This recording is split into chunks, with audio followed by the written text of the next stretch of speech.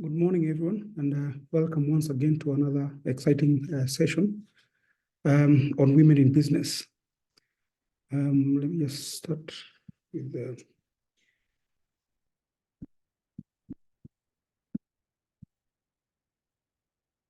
So a study for today is doing business in Kenya, reflection of women in business or women in SMEs who are running SMEs 2024. And basically, the study, like many of our studies at FIFA, is just being able to do a deep dive to try to unpack issues that affect different aspects of small businesses, which can go on and inform policy, inform program designed by different ESOs. So FIFA Consult is basically an SME and startup research think tank based here in Nairobi, Kenya, whose mandate is doing research that will allow evidence-based policy conversations, as well as being able to inform different programmatic areas that different ESOs run in Kenya, as well as in Africa. So in terms of the study methodology, we were able to sample 144 SMEs in 14 sectors across 10 counties. And as you can see here, these are the sectors that we're able to have conversations with in terms of interviews and in terms of them accessing the survey. Some of the counties that we were able to go through are Mombasa, Nairobi, Nakuru, Kilifi, Kajiado, Nyeri, Kiambu, Uasin Gishu, Homa Bay, as well as Kisumu. Again, this is a sample of all the 47 counties. I think it's allowed from a research perspective to be able to do sampling. So out of 47, usually around 10%, that should be around 4 counties, but we went ahead and did double of that, so that probably we can be able to get a good sample of the topic that we are discussing. So, of course, from a global perspective, empowering women is a big agenda. And part of the reason why of women empowerment is being able to achieve the SDGs, which are the Sustainable Development Goals. So if different countries are able to empower women, then we are all well on our way to achieving the different SDGs, SDG 5 on gender equality, SDG 8 on decent work, SDG number 1 on ending poverty, food security, health, and reducing inequality. So that's a major win if different countries are able to support women who are in business, which of course would have a direct impact on achieving the SDGs. Coming here to Kenya, of course, we have the Kenya Kwanza government, which through its current business policy statement, which of course is the program plan or strategic plan for the current financial year, 2024, reaffirms the priority policies and strategies around SMEs, where we see women operating in digital superhighway, creative economy, agriculture, as well as housing and healthcare. So there is a lot of intersection in this sector, and we have a lot of women who are operating within these particular sectors. So of course, generally we see SMEs, playing a significant role in terms of supporting socioeconomic development in Kenya. And of course, we want to be able to unpack women who run SMEs within the broader SME agenda.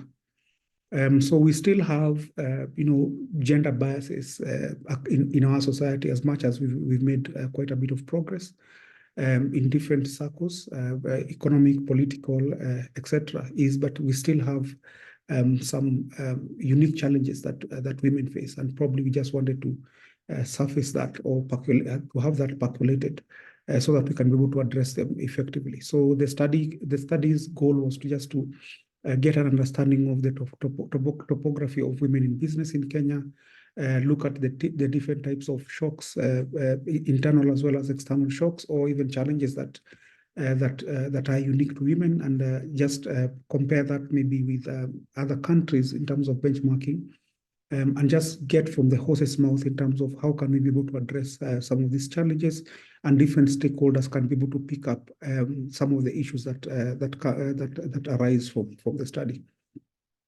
So the first question that we asked was, what proportion of ownership is can be attributed to women in the small businesses?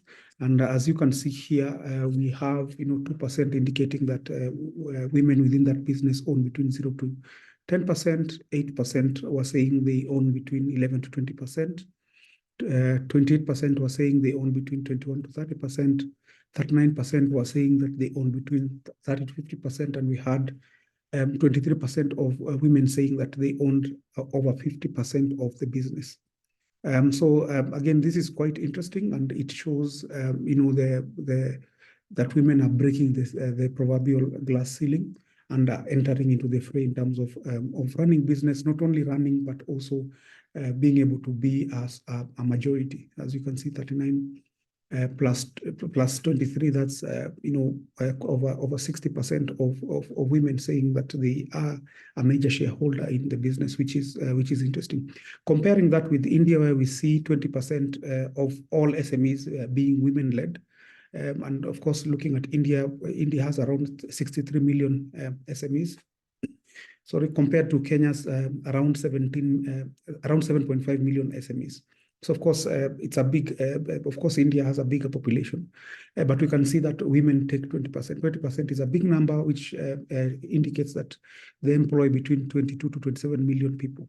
Nigeria, again, in terms of business, we have 41%, indicating that 41% of all SMEs are owned by women. So it's something that, as Kenya, maybe something that we aspire to, would aspire to have, given the importance of women in supporting the economy, not only from an economic perspective, but also from a social perspective. And we'll see even in terms of how women spend the income that they receive,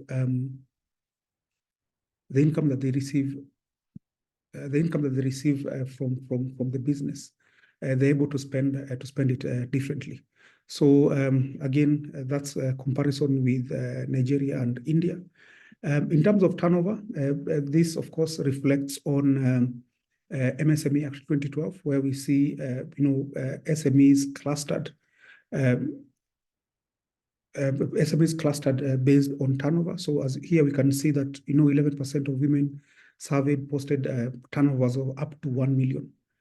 For the year 2023, 50% between 1 and 5 million. So we can see a majority of around 62-ish there performing, having less than 5 million, which of course correlates with the general definition of SMEs. 29%, 50 to 10 million, and 10% over 10 million shillings.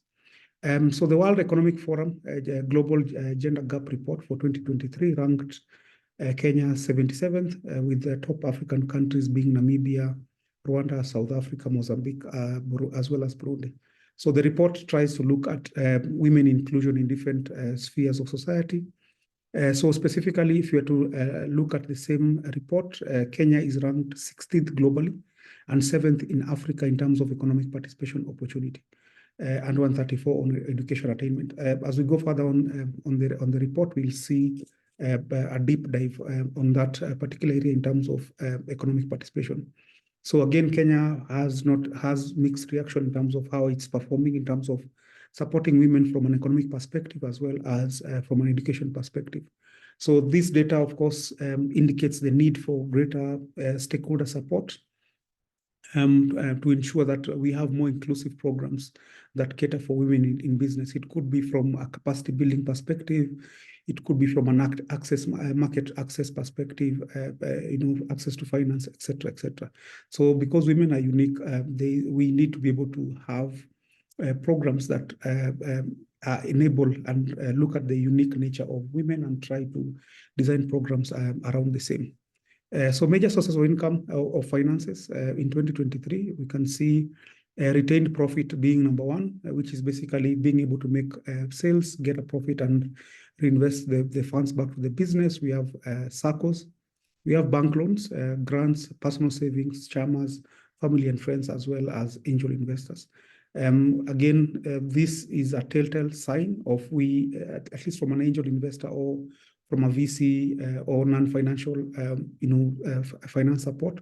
There has to be some deliberate efforts to ensure that either we build the angel network in Kenya, as well as either link or have deliberate programs of ensuring of linking women in business with angel investors. Again, based on the learnings from India and the likes, we see women are shy away from going into formal channels of raising funds. I don't know if it's a question of stereotype or just the nature of women, but again, we need to be able to find solutions around the same. We also need, of course, to expand on financial institutions in terms of a focus on women. Again, from lessons in India, we can see that government can play an active role in terms of enabling women to be able to access formal financing, either through national public banks, private banks, as well as microfinance institutions. So access to finance by women through formal financial institutions remains a challenge. Again, in Kenya, we've seen different MFIs, different banks try to craft programs to support women, but again, we still have challenges around the same. And if you're to compare that with India, as you can see, this particular report by the IFC, we see that if you're looking at India, even Indian women who are in business or who are running SMEs have challenges, both from a demand as well as from a supply perspective, limited financial awareness and understanding of financial products, because again, they are not as customized to women. They could be customized for SMEs, but again, because women have unique challenges, maybe we could be able to try to sharpen there. Even if you look at CBK reports over the last 5 or so years, we see that generally even the proportion of the loan book proportion to SMEs has not passed to more than 20%. And this is over maybe five or so years. So generally, even SMEs accessing bank finance is difficult. It's difficult. Of course, banks are risk averse. Government is borrowing heavily in the local market, which of course banks will look at it from an opportunity cost perspective. But generally, we still have challenges around the same. We have a lack of adequate collateral, and this is a case of India. And we've seen even programs that India has instituted to be able to mitigate this particular challenge. But in Kenya, again, this is something that still is a challenge in terms of a lot of financial institutions requiring collateral. We've seen government programs try, I think over the last couple of years, with the Credit Guarantee Scheme, as well as the Movable Property Securities Act, which would allow for SMEs to list their household items as collateral. Again, that particular program is in limbo. So we don't know what would happen out of that. So lack of confidence to approach financial institutions, I don't know, it's maybe a question of culture or something. I'm not very sure. From a supply side is a lack of financial products for women SMEs. Again, we can see products that are labeled as for women, but the mechanics of applying for them is still traditional.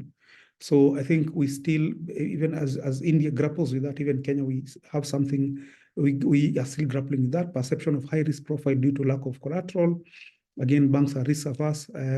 Perception that bank branches are unwelcoming to women. I don't know how that is quantified, but I mean, that's the case that we see in India, as well as high transaction cost. Again, if you look at the size of a lot of these small businesses, and with the lack of competitive advantage with razor-thin profits or profit margins, then it means that any type of cost that is laid on them in terms of finances then becomes a disincentive for them to join. So in terms of ease of access to credit, again, this was just an open question in terms of how easy is it for you to be able to access credit, regardless of whether it's formal financial institutions or otherwise. So you can see 46% of women indicated that getting financing was difficult. That's almost close to majority, with 38% indicating it's okay, 16% being easy. So the guys who are saying it's easy is because they were looking at other forms of financing, either from family and friends, retained earnings. So that, of course, constitute a proportion that was saying it's easy. A majority who are saying it's difficult is because they are more or less going towards formal financial institutions to be able to access finance, which, as I indicated earlier, is something that we need to grapple with, and we need to find solutions around the same. The World Economic Forum Gender Gap Report, which I indicated, that benchmarks the current state of gender parity across 4 dimensions: economic participation of women and opportunity, education attainment, health, survival, as well as political empowerment. For the purposes of this study, we were only looking at economic participation and opportunity as well as education. So in terms of how are women given opportunities, and how is the report, reporting on Kenya specifically. So in terms of Kenya's deep dive under the report, in terms of access to finance, which is economic participation, we can see that the report says that, and this is in 2023, that access to financial services in Kenya is near equal in terms of men and women. So there is no particular discrimination that banks would have, by saying, as a woman, if you are to apply for a loan, they will tell you, go bring your husband before we give you the loan. I mean, you can go as a woman to any financial institution and you can be able to apply. So getting that access is different from literally getting that particular loan. So other parameters are inheritance rights for widows and daughters. This is restricted rights. Access to land assets is uneven rights. Access to land assets are uneven rights. This is very important. Yes, you can access financial services, but because financial services are interlinked with collateral, so it means that if you're not able to get land assets as a woman, then again, it has a direct impact in terms of you being able to access loans. So that was interesting. So from a government perspective, we've seen successive governments set up affirmative action funds, and specifically we have the Youth and as well as Women Fund, which I think was being consolidated to be a Biashara Fund at some point. Again, I'm not too sure where that is, but we've seen that these particular funds have not performed as well. So again, the question is, how do we improve? So again, we've seen the introduction of credit guarantee scheme, as well as movable property securities act. Again, which if you look at the current business budget policy statement, has not indicated as to what is being done.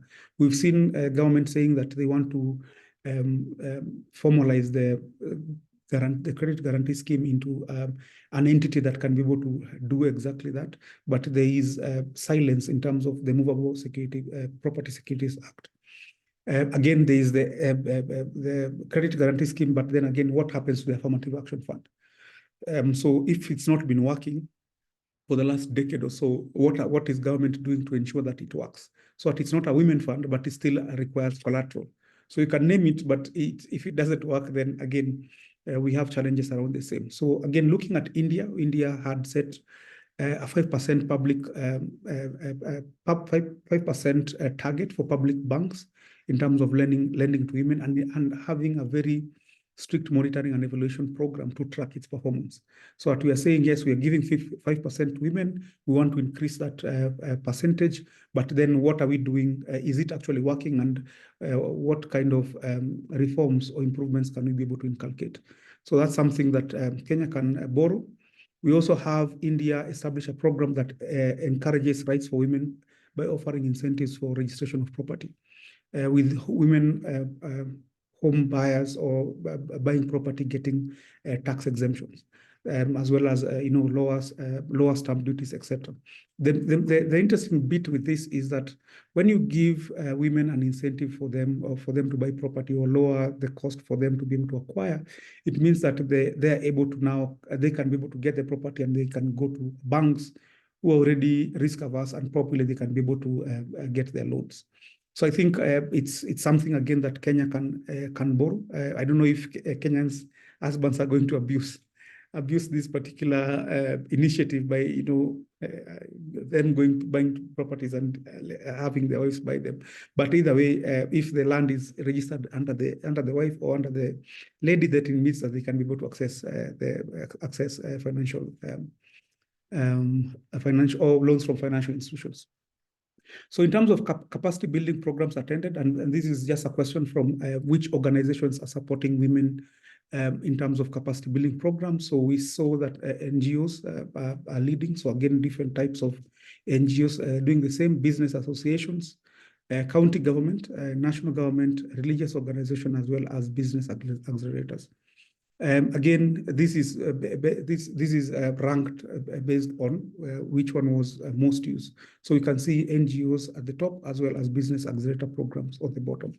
Again, this is just based on the 144 SMEs that we interviewed.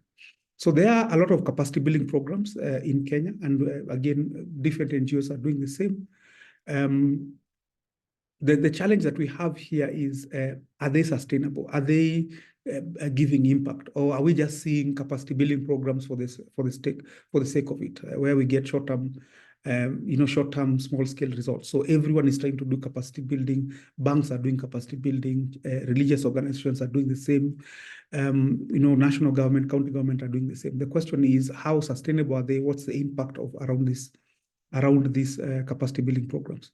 So as we are doing our study, we saw a UN report, a UN Women report, that emphasized the link of capacity development with sustainable strategy.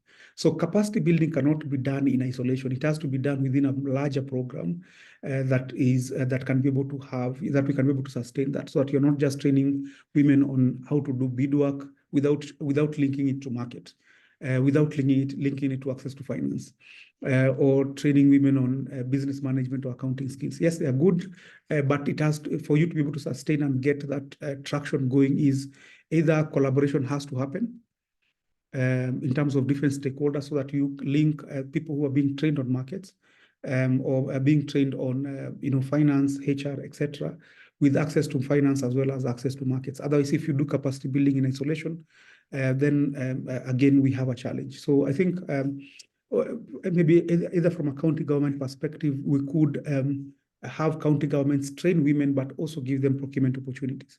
So that for you to be able to access, affirmative action through AGPO, or whatever means is, or even open tender, is to be able to train women to be able to win these tenders. Either it could be that you aggregate them. So if there are women who are doing furniture, instead of getting 10 bids from 10 SMEs, is get one consolidated bid from a consortium of women who are doing furniture, as an example. So again, this is a design that can be done across different organizations that are training. So if it's an NGO, they have procurement opportunities. Yes, you train women on business, but are you giving them? It's like preaching water and drinking wine. So you can train them to grow their businesses, but you also need to give them opportunities in terms of access to market. It's even actually better to give access to market rather than grants, because now with a grant, it could end. But being able to access market, get retained profit, the business can be able to sustain itself in terms of revenue being reinvested back to the business. In terms of business support networks subscribed, of course, we know the importance of a business network. We know the importance of networking, and part of the theory of change around supporting entrepreneurship is, the triple helix or quadruple helix, or different stakeholders coming together to support businesses. So as women in business, or even as SMEs generally, there is need for a support network. Again, we wanted to see the type of support network that women, SME women were engaged in. As we can see, SME Association #1, government agency such as MCA or some government agencies across board, family and friends. There are families that are entrepreneurial in nature, so the extended family is a support network. Professional association, your ISPAC, your LSK, etc. We have your Chama group, we have a think tank, we have advisory, professional advisory. So again, different. It was not a question of a multiple choice of this or that. Most women were saying that they subscribe to different networks, again for different reasons. So we can see the top of all these networks that was a common denominator were SME associations, and of course we have a couple of them in Kenya. So of course, because female entrepreneurs face unique challenges such as having lack of industry representation, bias, discrimination based compared to other entrepreneurs who are basically men, again, they would want to be able to address some of these challenges through some network of sort. So again, a network would help female entrepreneurs connect with other female peers and mentors, break barriers, enable connection with decision makers, get credibility among peers, as well as get other opportunities. So there is an importance of being able to subscribe to a network. And again, based on this network, it's easier for you to be able to, or for women in business to be able to advocate for policy changes, etc. Even accessing markets. So even one of the models that I think even the Kenyan government is trying to adopt is being able to support different clusters.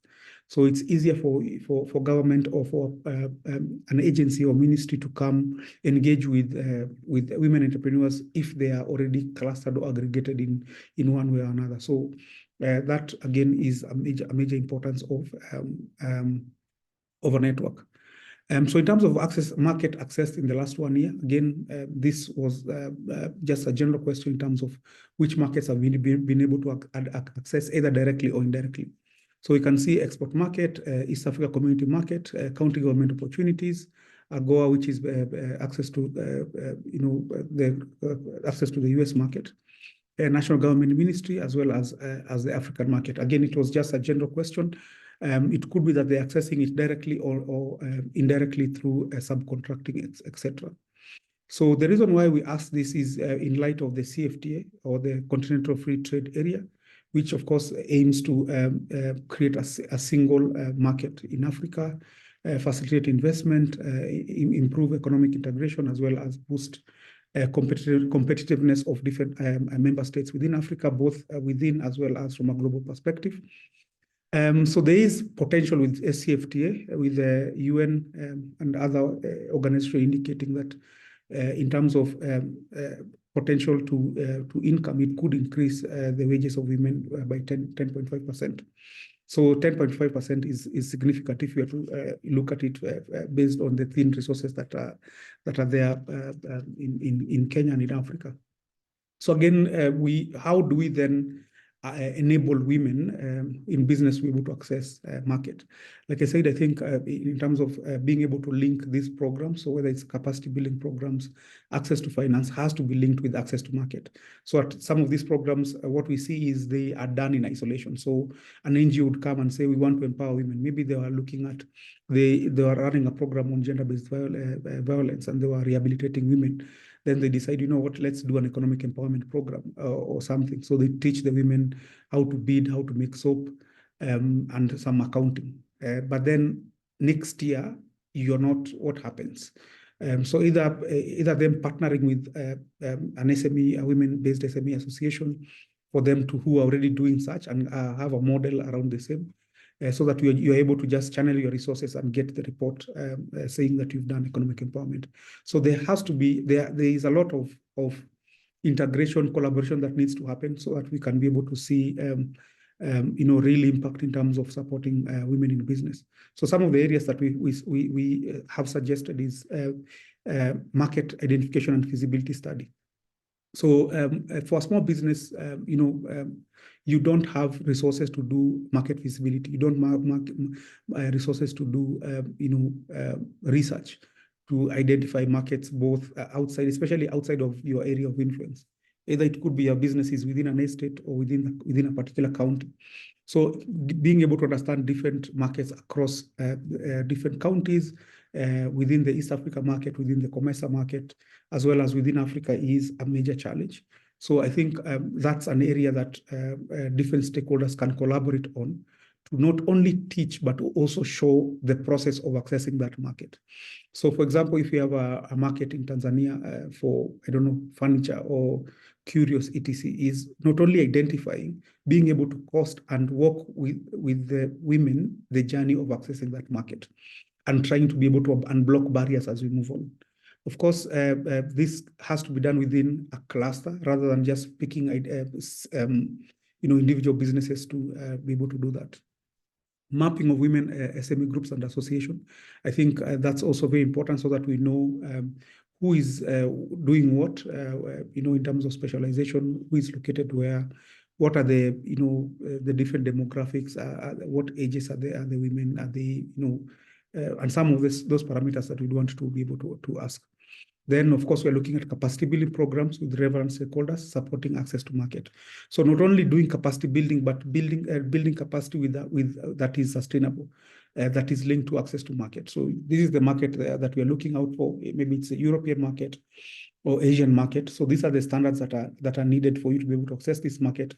We've secured this particular market, but we need to be able to raise your standard in terms of production quality, quantity, business management skills to be able to access that particular market. Then, of course, you can build in financial products, whether it's insurance as well as credit around the same. So again, capacity building has within to be a bigger program. So, of course, the big elephant in the room is ease of doing business. You can do all this, but if you don't have a conducive regulatory environment, then again, we'll still have challenges. So I think what we've always advocated for is to have a national and county policy support working group that brings together national government through the Council of Governors, so that the Council of Governors can be able to bring all counties.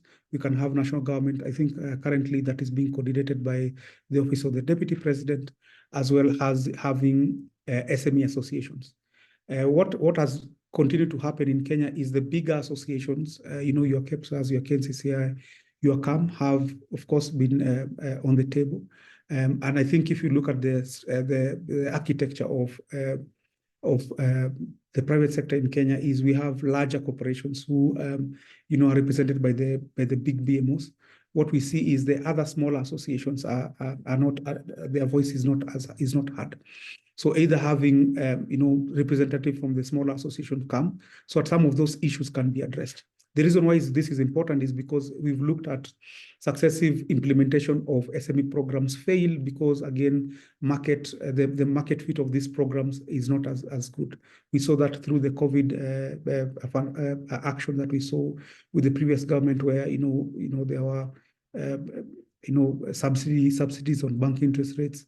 Again, they were not as effective. We saw the credit guarantee scheme, again, working with formal financial institutions with very low fin access, meaning that SMEs will not be able to access. So again, having SMEs and the association represented within a bigger national working group or county working group is something that can allow different SMEs and the different facets of SMEs, whether it's women, whether it's people with disability, whether it's youth, can be represented.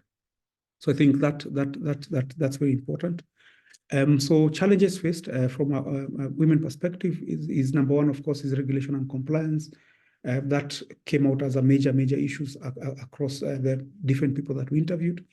Access to market, gender-based discrimination, business management skills, harassment by government authorities, access to finance, as well as high taxes. So high taxes is very much correlated with regulation and compliance. So, of course, impact on weakened Kenya shilling, just because that's the reality that we're facing. So, are you affected by the weakening of the shilling, and what is the impact of that? So we can see a supermajority, or 98%, said that their business was impacted by the weakened shilling, with the 2% indicating that there was no significant impact on their business. So in terms of what is the effect of this on the business, so number one was increased cost of imported inputs. The reason why this is important is if you look at the way the Kenyan economy is structured, is a majority of entrepreneurs are doing wholesale retail. So meaning that a lot of, I think of close to over 70% import products from other countries to come resell in Kenya. So because that's the business model, it means that a slight increase in the cost of importing, then it means that it has a direct bearing on your competitiveness as a business. This, of course, applies to agriculture, where we see a lot of inputs coming from outside, manufacturing, etc. So again, unless it's service-based, then the impact might not be as high. But this came out highly because of the nature and structure of our economy, capital constraint, because now you have to use more shillings to be able to buy the same goods. Again, that's also an impact. Increased cost of living, generally and this affects the disposable income. So if with the weakened shilling and the inflation going up and the cost of goods going up, it means that generally the general population would prioritize basic needs, so food, shelter, clothing. So any other business that is trying to buy or is in the business of doing luxury or anything that is not considered basic, then that will be affected. Of course, correlated to that is loss of customers. Again, we are in terms of access to finance. Insurance is also is a close cousin to being able to access finance, because again, being able to cover or being able to mitigate risk is also very important. Again, this came as a surprise, where a majority of women in business were saying that they are able to were able to prioritize insurance policy. Again, this is, you will see on the next slide, is very much correlated with the lessons learned from COVID-19. So access to insurance enables women-led SMEs to respond to external shocks, such as health downturn, maybe you're sick, or natural disasters. Again, with the aim is to be able to secure your cash flows, because again, women spend a lot of their money to support families, paying school fees, etc. So because you don't want cash flows to be affected, there is a tendency to get some insurance policy to ensure that your cash flows are stable, because of the support or the unique nature in which women are able to spend their financing. So you can see here, in terms of insurance taken, we can see a lot of people that we interviewed indicated that they got the insurance policy after 2022, which of course maybe is correlated to lessons learned from COVID-19. So 82% are saying they got in 2024, with 8% indicating 2023. So before 2022, maybe insurance wasn't perceived as important, but I think based on what we've seen from the major external shock of COVID-19, of course, we have the general uncertainty around general election and the possibility of maybe some fracas here and there. So this maybe is what has continued to inform taking up of insurance. So in terms of products taken, you can see property is up, and here property basically means the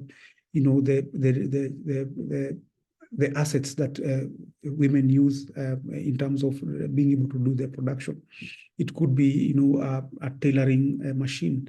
It could be some cooking vessels, etc., etc. But you can see a majority is property, with health, motor vehicles, or some motorcycle, etc., taking third position, as well as travel, and lastly is life insurance. So again, because of this, there is a great need for insurance companies to invest in affordable solutions that reflects the unique needs, or even shows empathy to women and their unique nature.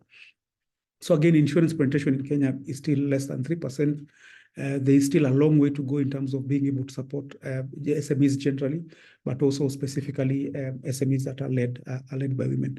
So I think, again, from an insurance perspective, there is a need for either a reflection or just a serious sit down with either women-led SMEs or even associations, for them to be able to show that they have good numbers, but also for the insurance companies to be able to have insurance products that is able to support women in business. Because again, insurance is very important to be able to save cash flow for the business generally, but also to be able to mitigate major risks that women face. Remember, it's women who maybe, you're a woman in business, you've given birth. So you have 9 months. In case anything happens to the baby, what happens? The business again will get a major hit. So being able to look at those customer journey and develop programs that would allow the business to stay afloat, again, from an insurance perspective, is extremely important. In terms of education levels, again, we can see that a majority, it's a balanced kind of an affair. We can see undergraduates indicating that they are 38%, masters 12%, and doctoral 4%, with around another 30% having less than a degree. But again, it's not to insinuate anything, it's just to be able to find out what is the situation on the ground, and if there is any correlation with business support as well as performance in terms of business. So going back to the World Economic Forum Gender Gap report, which again was looking at economic empowerment, education, health, as well as political empowerment. Generally, we see in Kenya, and just looking at a deep dive in Kenya, we see Kenya from an education perspective that women are near equal to men. So we have women at 49.15%, with men at 50.85%. So it's only, if you look at the report, it's only on education generally in terms of access to education that is near equal. But if you were to do a deep dive on different sectors, then you see that there's still a mismatch. So looking at education and skills, so generally from an education perspective is near equal.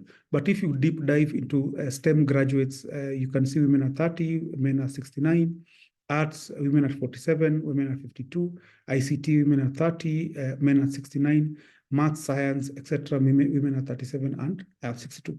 So generally from an education perspective, women are near equal, but if you deep dive, if you have to deep dive on skills and education within certain verticals, we see that the gap is still there.